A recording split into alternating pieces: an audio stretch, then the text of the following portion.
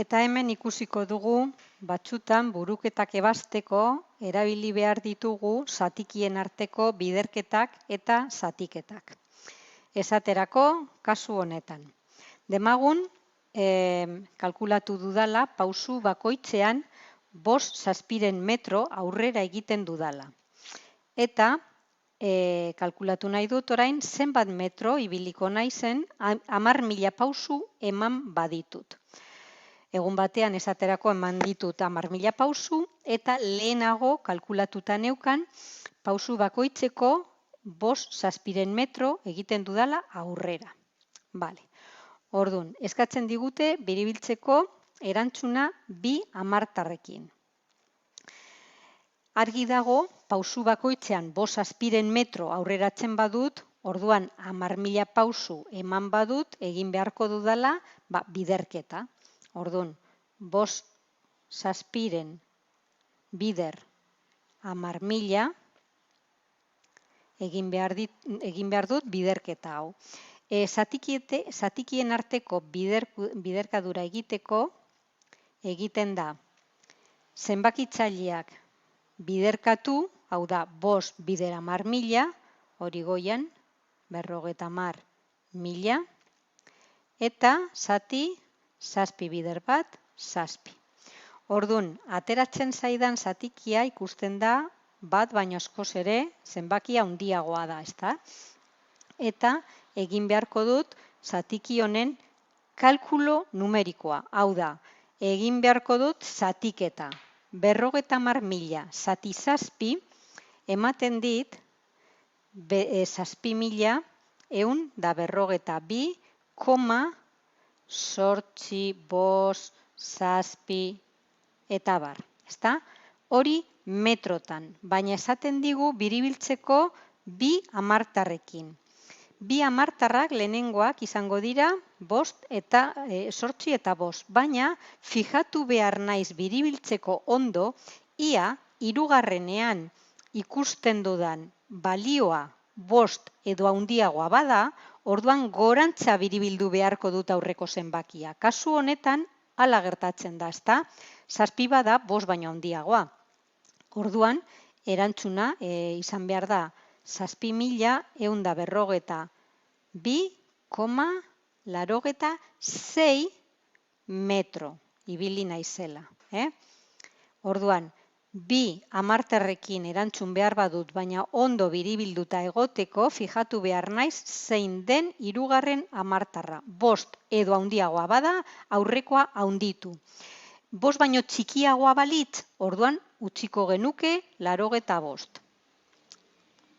Beste kasu batean, hiltze bat 3/4 zentimetro sartzen da egur batean mailukada bakoitzean.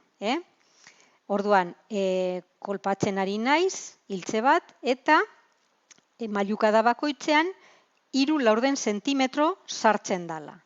Galdetzen digu orain. Zenbat mailukada eman beharko dira hiltzearen 6 zentimetroak egurrean sartzeko? Pentsatu, agian errezago, zenbaki hau 3/4 zentimetro izan beharrean zentimetro bat izango balitz, egingo genukela zatiketa, ezta? Hau da, 6 zentimetro luze dauka hiltze honek, orduan 6 zentimetro zati mailukada bakoitzean zentimetro bat sartzen bada, zati bat, orduan 6 mailukada eman beharko genuke. Kasu honetan berdin jokatu behar dugu, baina kantitatea zatiki moduan adierazita dago. Hau da, 6 zati 3/4. Zenbaki osoa balitz, egingo genuken moduan. 6 zati zenbat zentimetro sartzen dan. Orduan, gogoratu behar dugu nola zatitzen diren zatiketak. Hobeto adierazita jartzen badugu kantitate osoa baldin badaukagu, zatiki moduan jarri aldugu beti zati bat. 6 da, 6 zati bat, berdin-berdina.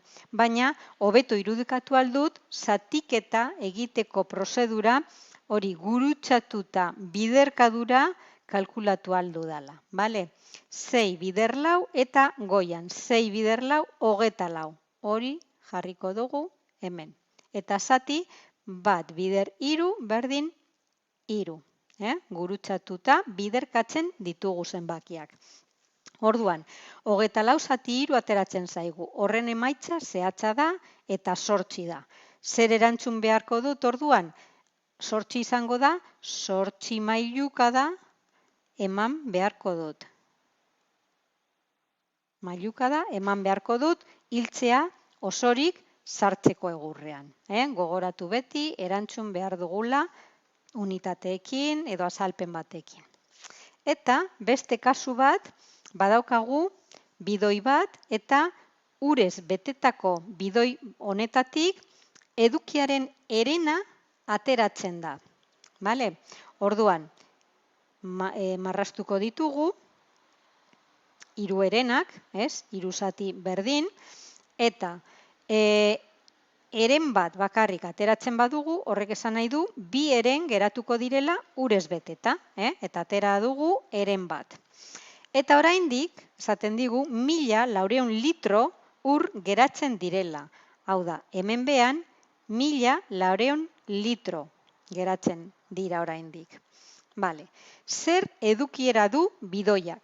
Emoten du, bakarrik irakurriko bagenu testua, emoten du apur bat nahasgarria, ezta? Baina irudikatzen badugu, marrazkia egiten badugu, askoz errezago bereizi aldugu. Esaterako hemen, bi heren daudela beteta, eta horrek suposatzen duela 1400 litro.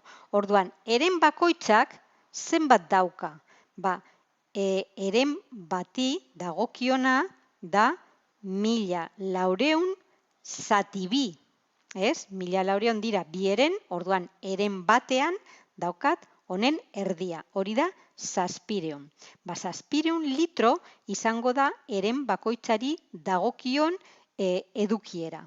Bidoi osoaren edukiera zenbat heren dago hemen? 3 heren, ezta? Orduan, topatu dudan kantitatea heren bakoitzean, heren batean, orain biderkatu behar dut bider 3, 700 bider 3, 3 heren dauzkadala barruan beteta badago osorik, orduan 2100 litro da edukiera